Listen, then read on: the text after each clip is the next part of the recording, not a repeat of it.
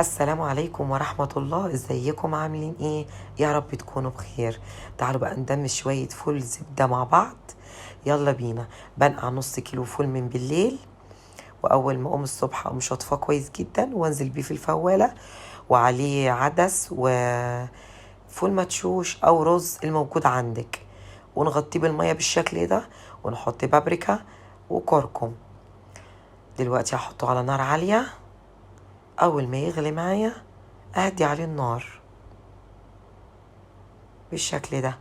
هحط الشياطة بتاعتي واسيبه على نار هادية بقى ايه يستوي على اقل من مهله. بصراحة النقع بيخليه ما بياخدش كتير على النار، بيستوي بسرعة. والفول تكوني جايباه فول بلدي عشان تبقى فولة حلوة معاكي. خلاص دخل في السوا. طبعا ببقى مجهزة مية على البوتاجاز كده واخليها سخنة، عشان كل ما يحتاج مية انزل بمية سخنة عليه. اوعي تحطي مية باردة هيغمق منك. وانزل بعصرة ليمون وزيت وشوية خل، ده بيحفظه ويخليه لونه ما يتغيرش، وكمان بيمنع الأكسدة. واسيبه بقى يكمل سوا. تعالوا بقى شوفوا طبق الفول الكهرمان ده.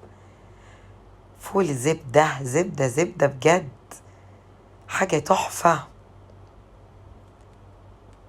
مفيش أحلى من كده. احفظوا الفيديو عندكم عشان ترجعوا له تاني. يا رب يعجبكم. هتاكلي أحلى طبق فول في الدنيا.